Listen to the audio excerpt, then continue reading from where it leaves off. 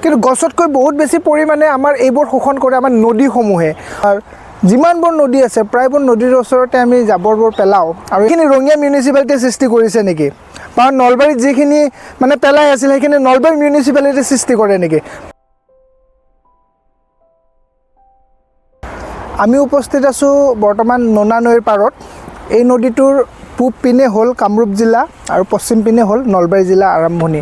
হ'লে এই নদীটোৰ পাৰতো এই যিবোৰ আৱৰ্জনা, এই আৱৰ্জনাবোৰ পেলোৱা হৈছে। বহুতে অভিযোগ দিয়ে এইটো যে ৰঙিয়াৰ মিউনিচিপালিটি আহি পেলাই ইয়াত পেলাইছে। কথাটো হ'ল যে প্ৰথম কথা অকল নোনাবেলে নহয়, পাগলাদিয়াৰ পাৰত হওক বা আমাৰ ভৰলু হওক বা আমাৰ যিমানবোৰ নদী আছে প্ৰায়বোৰ নদীৰ ওচৰতে আমি জাবৰবোৰ পেলাওঁ আৰু এনেকুৱা এটা ভাবোঁ যে নদীত পেলালে যেতিয়া পানী আহিব, পানী আহি পেলাই গোটেই জাবৰবোৰ উটিয়াই নিব। কিন্তু উটিয়াই নিয়াৰ পিছত কি হ'ব সেইটো আমি নাভাবোঁ। আচলতে বৰ্তমান সময়ত আমাৰ যিটো দিনক দিনে গৰম বাঢ়ি আছে তাৰ প্ৰধান কাৰণ হ'ল মানে অত্যাধিক হাৰত প্ৰদূষণ বুলি ক'লে কাৰ্বন ডাই অক্সাইডৰ কথাটো জানিব লাগিব। কাৰ্বন ডাই অক্সাইডে গৰম কৰি ৰাখে আৰু এই কাৰ্বন ডাই অক্সাইডবিলাকক শোষণ কৰে আমাৰ সেউজীয়া উদ্ভিদবোৰে। আৰু সেউজীয়া উদ্ভিদবিলাক ক'লে আমি সাধাৰণতে গছৰ কথা ভাবোঁ ঠিকেই, কিন্তু গছতকৈ বহুত বেছি পৰিমাণে আমাৰ এইবোৰ শোষণ কৰে আমাৰ নদীসমূহে, অৰ্থাৎ নদীসমূহত থকা শেলাইসমূহে, সাগৰসমূহত থকা শেলাই, যিটোক আমি এলগি বুলি কওঁ, সেইসমূহে।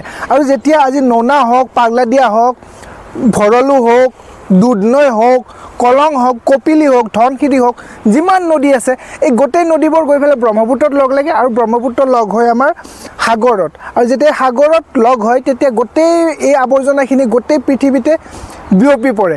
সেইকাৰণে আমি কি কৰিছোঁ, এতিয়া যিহেতু আমি ৰঙিয়া মিউনিচিপালিটি ইয়াত পেলাই কৈছোঁ, এইখিনি ৰঙিয়া মিউনিচিপালিটিয়ে সৃষ্টি কৰিছে নেকি? বা নলবাৰীত যিখিনি মানে পেলাই আছিল সেইখিনি নলবাৰী মিউনিচিপালিটিয়ে সৃষ্টি কৰে নেকি? নহয়, এইখিনি সৃষ্টি কৰোঁ আমি জনসাধাৰণতে। সেইবাবে আমি ইয়াৰ এটা অতি সহজ এটা আমাৰ বিকল্প এটা আছে, আমি কৰিব পাৰোঁ বা কৰা উচিত। সেইটো হ'ল শূন্য আৱৰ্জনা অভ্যাস। এতিয়া সেই ক্ষেত্ৰত ক'ব গ'লে আমি যদি আৱৰ্জনাৰ সৃষ্টি কম কৰোঁ, এইটো বস্তু কৰিব পাৰি, যিটোৰ বাবে আমি দ্য গ্ৰীণ গ্ল'বে আমি বিগত কিছু সময় ধৰি কাম কৰি আছোঁ যে আমি প্লাষ্টিকটো দূৰৰ কথা, আমি কাগজৰ আৱৰ্জনা আমি সৃষ্টি কমকৈ কৰাৰ অভ্যাস কৰি আছোঁ।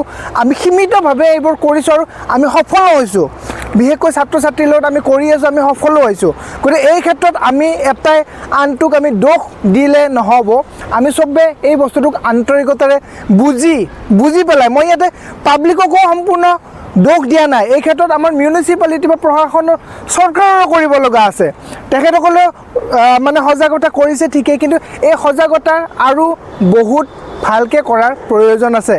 গতিকে আশা কৰোঁ এই ভিডিঅ'টোৰ মাধ্যমেৰে আপোনালোকে হয়তো কিবা অলপ কথা হ'লেও অনুভৱ কৰিব।